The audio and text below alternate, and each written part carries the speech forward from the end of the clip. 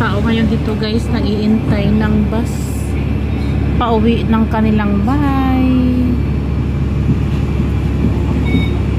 Kaya kumukuha pa ko dito ng juice. Part ko na dito guys ay part ng Colon City.